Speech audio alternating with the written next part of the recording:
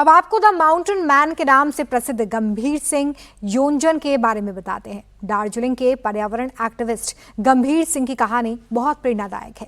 उन्हें कल पद्मश्री से नवाजा जाएगा।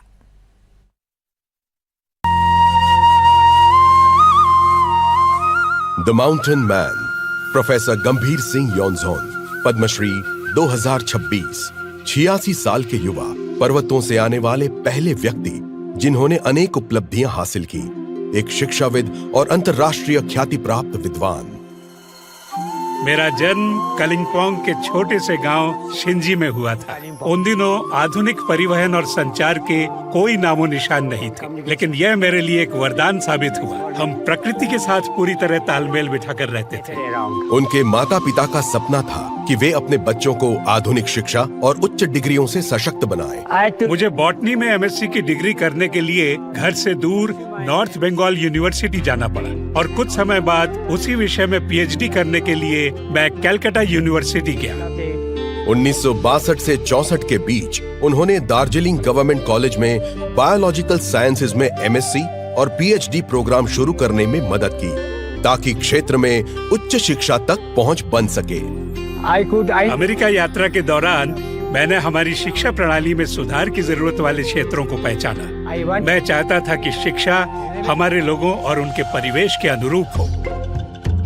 दार्जिलिंग पर्वतीय क्षेत्र में शुरू किए गए वन संरक्षण आंदोलन के दौरान मैं सबसे कहता था, हिमालय को बचाना यानी भारत को बचाना। हमने भारत सरकार से भी अनुरोध किया और हम 2 राष्ट्रीय उद्यान बनवाने में सफल हुए, जिनमें से एक है सिंगलीला राष्ट्रीय उद्यान और दूसरा है न्योरा वैली राष्ट्रीय उद्यान, जिन्हें पूर्वी हिमालय में बायोस्फीयर रिजर्व घोषित किया गया है। 1985 में उनके पिता ने कालिम्पोंग के सेंगेपुंग में गांव के पहले प्राथमिक विद्यालय के लिए जमीन दान की, जिसे 2014 में उच्च माध्यमिक बनाकर उनकी मां के नाम पर चंद्रमाया नाम दिया गया। आज एक दुख यह भी है कि मेरे माता पिता और मेरे प्यारे भाई बहनों में से कई लोग मुझे यह सम्मान लेते हुए नहीं देख पाए। आज उनकी बहुत याद आ रही है। किताबें मुझे बहुत प्रेरित करती हैं। उनसे मुझे नए विचार, नया ज्ञान और जानकारी मिलती है। मुझे अपनी पत्नी और परिवार के सदस्यों से भी बहुत प्रेरणा मिलती है। कालिम्पोंग में उनके टिम्बर इकोनॉमिक्स मॉडल ने सस्टेनेबल, कम मेंटेनेंस, इको फ्रेंडली आजीविका के अवसर बनाए। आइडिया को इंफ्रास्ट्रक्चर में बदलकर उन्होंने साइंस बेस्ड लर्निंग को बढ़ावा देने के लिए 1981 में हिमालयन साइंटिफिक इंस्टीट्यूट की स्थापना की।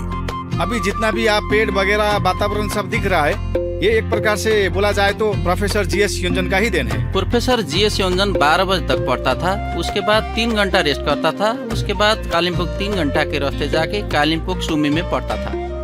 मेरी जिंदगी की सबसे बड़ी खुशी बच्चों को पर्यावरण से सीखते हुए और प्रकृति की रक्षा करते हुए देखना है। मैं उनसे बस इतना ही कहना चाहता हूँ कि भले ही आपके साथ कोई ना हो, आप आगे बढ़ें और अकेले आगे बढ़ें। एकला चलो रे, एकला चलो रे।